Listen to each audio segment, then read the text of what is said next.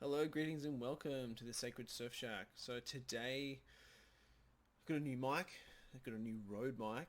Looking forward to testing it out so you guys can hear what I'm fucking saying. So today I'm going to talk about labeling, diagnosing, and pathologizing. So just so you know, this would be like stuff around like ADHD, schizophrenia, personality disorder, all that sort of stuff that's wildly used and abused at the moment in society, culture. Share a little bit about myself. Like I have been labeled. I've been got so many stickers on me. It's not even fucking funny. Over the years since beginning healing or when my journey sort of started, about 25. So yeah, about what was it 8 years ago. Even though I've been seeing counselors, psychologists for some time now, on and off. One thing I noticed is straight away when I was young, I got labelled as ADHD, ADD straight away. Now, I always kind of felt it, always knew it, was that kind of kid in the class, couldn't sit still, always talking, too much energy. And the only time I would actually focus is in stuff I enjoyed doing. I'd be super focused on the things I enjoyed. As time's gone on, and trauma has accumulated, and conditioning has happened, or programming, I realized that more and more these symptoms or these labels is trauma. It's literally just a traumatic experience.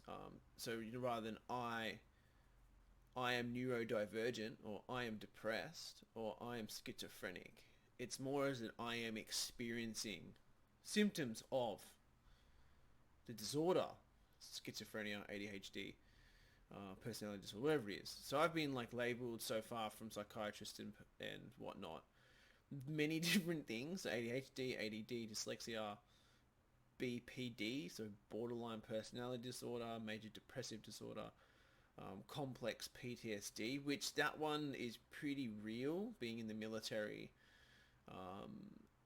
and having been sexually abused as well. That's pretty real. That was probably the most validating one out of all of them, I feel. Definitely the one that felt reassuring of like, oh fuck, okay, yeah, that makes a lot of sense why I can go into stress responses in that, and it looks in different states: fawn, freeze, flight. Very rare it's fight, but it can happen.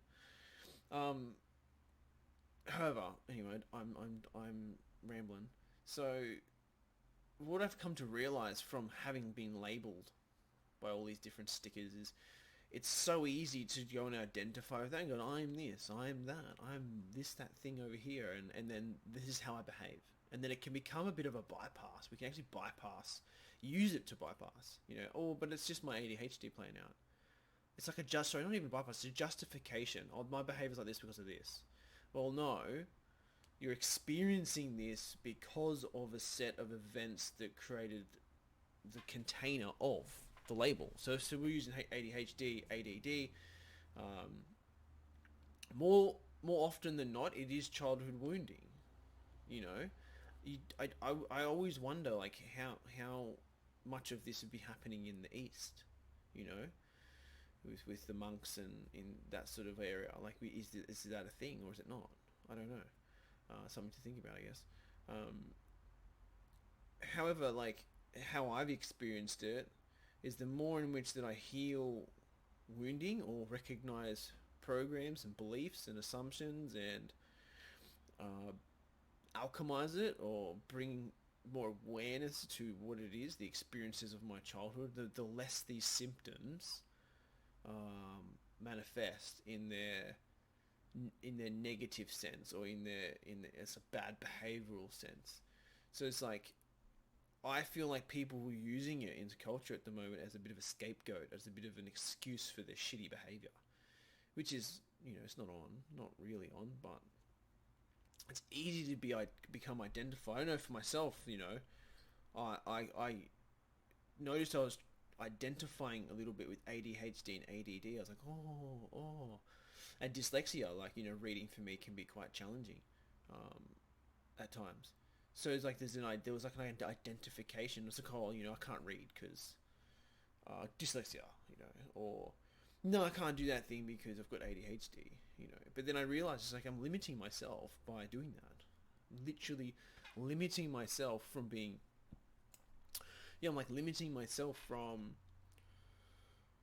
experiencing more because we can use these labels, whatever it is, like whatever you could be experiencing, you know. And I don't want to devalidate anyone's experiences. I feel like these are really, some of these labels can be quite intense, like very intense. And I experienced them. And when you're experiencing them, I sometimes feel like there's no way out. Literally, I remember for me 4 years ago, I felt like there was no way out. And I just kept going, kept going. And the thing for me, the way out was always the cliff, you know, or kill myself. You know, send it and end it sort of thing. That would always be the sort of thing. And then it wasn't until I found the tools and the practices and the support, the right support, to really start to understand myself on a deeper level. Because it's quite easy to fall into the diagnosis and the pathologizing and the labels and identify with it, rather than really look at like, what kind of nurturing do I need? What kind of care do I need? What is lacking in my life that I may need? How am I eating? How am I breathing? How am I moving my body? What am I consuming in regards of food, information? And so all of these things play into it, you know, like most ADHD kids these days are quite young because they're shoved in front of the TV. They're fed sugar, shoved in front of the TV. Their parents aren't present with them. They're dissociated. They got their own shit going, playing out, right? So that most ADHD, ADD kids these days are a byproduct of traumatized or conditioned parents who are not trying to uncondition themselves nor trying to heal, and they're just passing it on, using the TV as a babysitter.